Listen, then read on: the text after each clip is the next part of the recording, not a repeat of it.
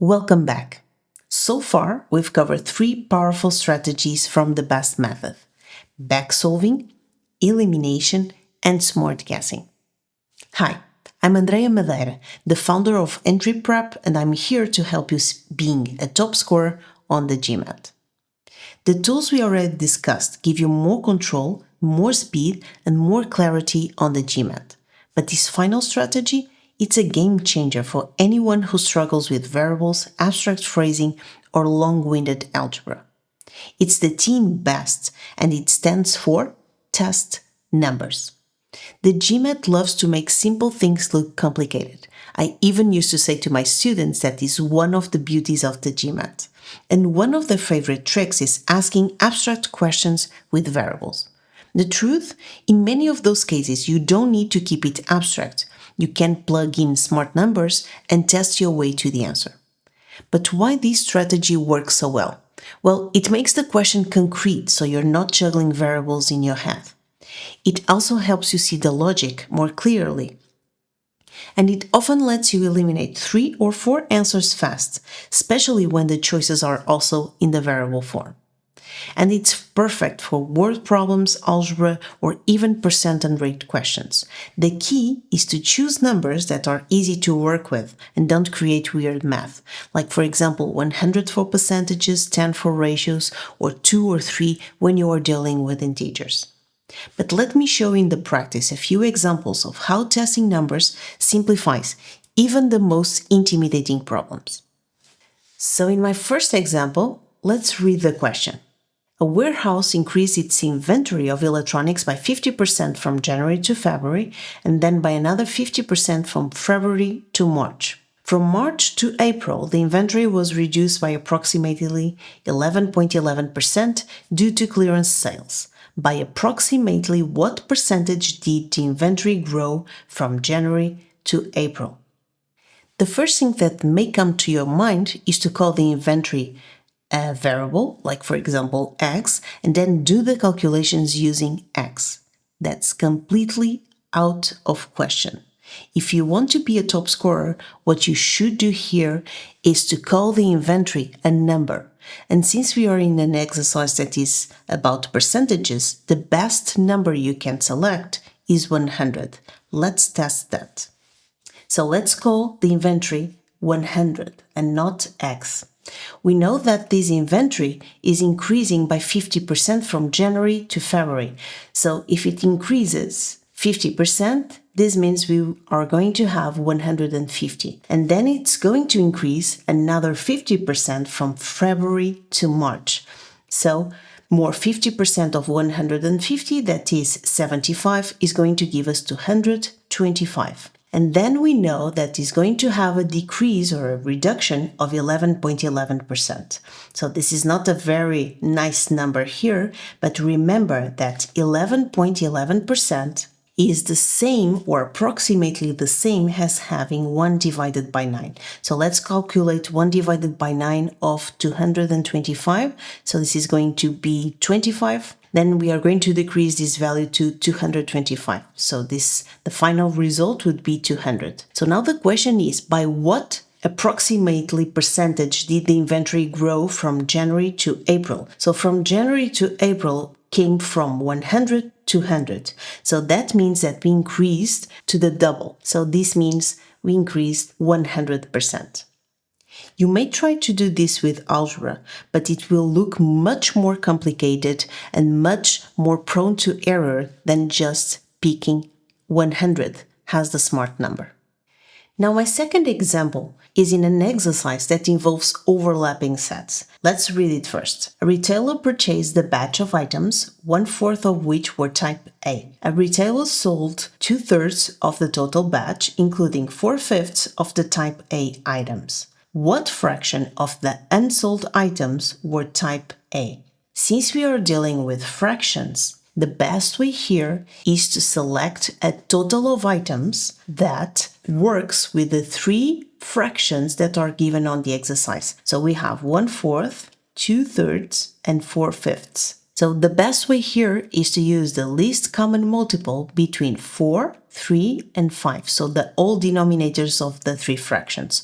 So this is going to be 60. So if you deal with this number as the total, is much better than just use an abstract number, an x. So let me draw here the matrix. 3 lines vertically and 3 lines horizontally. So what we are going to put in our matrix is the type A and not type A. Let me put it here on the columns, and then sold and not sold on the lines. Let's put the total here, so 60. So now let's reread the exercise now that we are ready to put the values here. So 1/4 were of type A. So 1/4 of 60 are type A. That means we have 15 here. So 45 are not type A. The retailers sold 2/3 of the total batch. So 2/3 of 60 is going to be 40. So 40 were sold, 20 were not sold, including 4/5 of type A items. So 4/5 of the type A items were sold.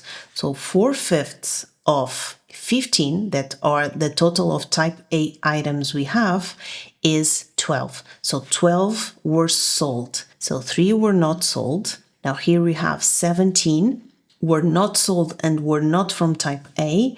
And then here we would have 28. So the question is, what fraction of the unsold items, so the unsold items are 20, were type A? So unsold and type A were 3 out of 20. So our answer choice is going to be 3 out of 20. So answer choice B. Now in my third example, I'm going to show you an exercise where you have a variable both on the question and on the answer choices. Once again, test numbers is the best approach here if you know what is the relationship between the variables on the question.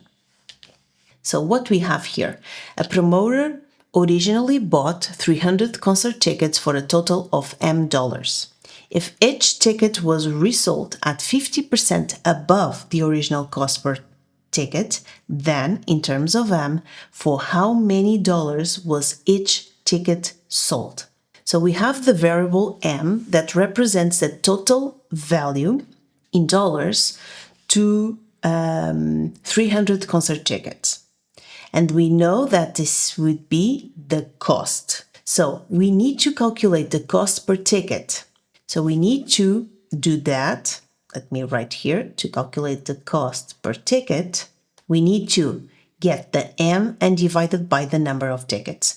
So if you are giving a number to M, it's better to give a number that is going to be easy to divide by 300, like for example, 600. So when you have 600 divided by 300, the cost per ticket is going to give us $2. Now we know that the tickets were sold 50% above the original cost. So if the cost was 2, the tickets were sold by 2 plus half of these values. So plus 1, we are going to sell the tickets by $3. So the question is, which of these answer choices represent this value 3? So what you need to do now is just substitute M on the answer choices by 600 and see which of these formulas is giving you 3. So let's eliminate already E because we will have 350 divided by 600. So this is a decimal number between 0 and 1, so completely out of question. Answer choice D is going to be 600 divided by 300. So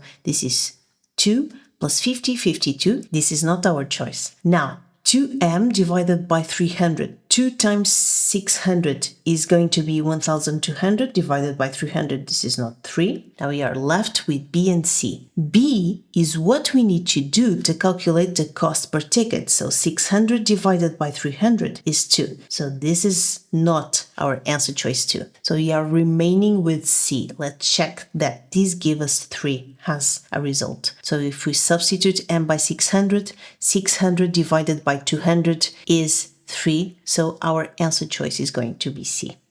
Now, my last example. Now, the last example I want to show you is an exercise that involves algebraic expressions. So the exercise says that if minus 1 is lower than x and x is lower than 1 and x is different from 0, we want to know which of the following inequalities must be true. When you have these kind of questions and you need to say which inequality must be true, you need to guarantee that all the values of x between -1 and 1 are working on each of the inequalities. It's completely out of question to use algebra in this exercise. So the algebra underneath the solving of these inequalities is not easy. So the best approach here is to test numbers. So what you need to do is to select the values of x between -1 and 1 and just substitute on the inequalities and test the truthness of that inequality. But the question that comes to your mind probably is, what numbers should I test? Let me show you.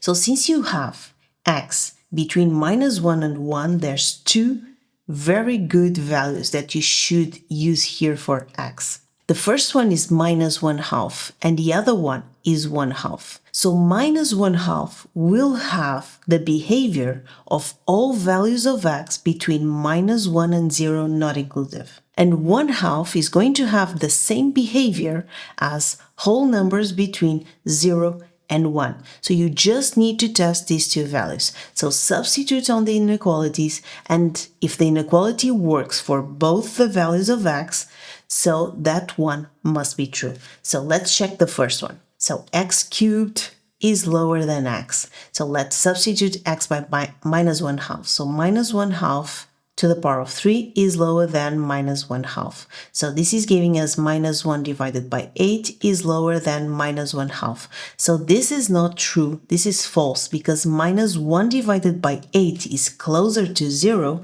than -1/2. So this one is not true and you can already cross it. You don't need to test 1/2 because it's not working with -1/2 already. So let's go to the second one. So on the second one, we have that x squared is lower than the absolute value of x. So let's substitute by -1/2. So -1/2 squared is lower than the absolute value of -1/2. So this is the same as having 1 divided by 4 is lower than 1/2. This is true, so it's working for -1/2. Now let's check if it also works for 1/2. So 1/2 to the power of 2 is lower than the absolute value of 1/2. So this is giving us 1/4 is lower than 1 divided by 2. So this is also true. So this one must be true. So 2 must be in our answer choice. So you can already eliminate A, C, and that's it. So we have B, D, and E with 2. Oh, we can also eliminate E because we already eliminated 1. So now we have B and D. We need to check her out if 3 is one of the choices because we have the option of 2 only or 2 and 3 only. So let's check with -1/2 first. So -1/2 to the power of 4